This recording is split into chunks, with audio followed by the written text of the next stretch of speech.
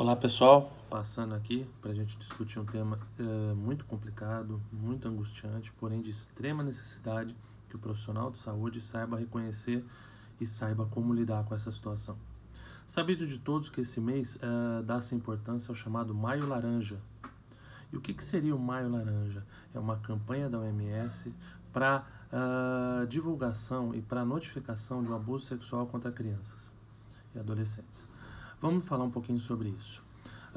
Trouxe aqui alguns artigos e algumas legislações que eu acho importante você, profissional de saúde, saiba reconhecer e saiba como lidar.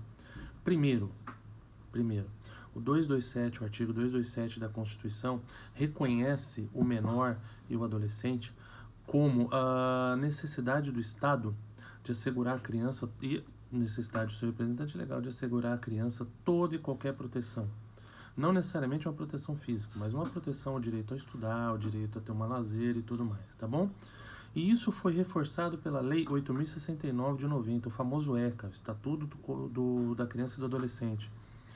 E agora a gente já vai entrar agora na parte mais técnica dessa situação, que é o artigo 13, que eu faço questão e deixei aberto aqui de ler para vocês, ipsis literis, o que ele cita, para você saber como lidar nessa situação. Vamos lá?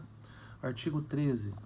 Os casos de suspeita ou confirmação de castigo físico, de tratamento cruel ou degradante e de maus tratos contra a criança ou adolescente serão obrigatoriamente, isso é muito importante, eu vou repetir, obrigatoriamente comunicados ao Conselho Tutelar da respectiva localidade, sem prejuízo de outras providências legais. O que é isso? Você é um profissional de saúde que porventura atende uma criança e suspeita que ela tenha sido atendida, que ela tenha sido encaminhada por maus tratos, por alguma agressão física. E suspeita mais ainda que ela tenha sido constantemente submetida à questão de maus tratos, tá? O que fazer? Você não é juiz profissional de saúde, você não é delegado profissional de saúde, você tampouco é advogado nesse momento. Você é um profissional de saúde. Sua obrigação é trazer todo o conforto para esse paciente que você está atendendo. Sua obrigação é dar o suporte básico para esse paciente que você está atendendo, a fim de tratar o porquê que ele foi te buscar. Mas é sua obrigação também, e eu repito, é sua obrigação comunicar ao Conselho Tutelar, como disse aí no caput do artigo, no que está dito o artigo, para ele tomar as medidas necessárias acerca da condução desse caso. A sua função como médico, como enfermeiro, como profissional da saúde que atender essa criança, que requer esse tipo de atendimento, esse tipo de auxílio, esse tipo de ajuda seu, é comunicar ao Conselho Tutelar, que é o órgão competente hospitalar, acerca de tomar as medidas necessárias disso, tá bom? Outra coisa que eu acho muito importante para vocês de falar também é do Código Penal. E o que é o Código Penal?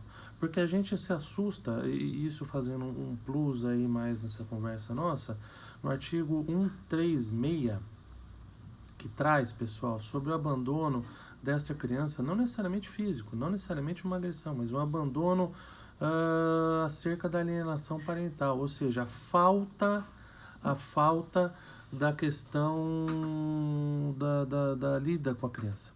Artigo 136. Expor a perigo a vida ou a saúde da pessoa sob sua autoridade, guarda ou vigília, para fim de educação, ensino, tratamento ou custódia, quer privando-a de alimentação ou cuidados indispensáveis, quer sujeito a trabalho excessivo ou inadequado, quer abusando de meios de correção ou disciplina.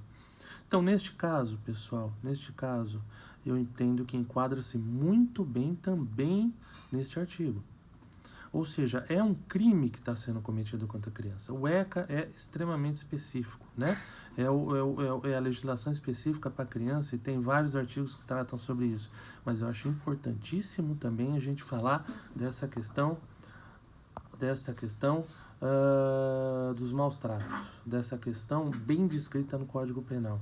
E para finalizar, na parte mais tocante, na parte mais chocante aí, e na parte mais abjeta das agressões físicas, que é a agressão sexual contra a criança, tá? É bem descrito no artigo 213 do Código Penal o estupro, que todo mundo já ouviu falar na agressão, que o estupro que é dada pela nova redação, constranger alguém mediante violência ou grave ameaça a ter conjunção carnal ou a praticar ou a permitir com que eles pratiquem ato libidinoso.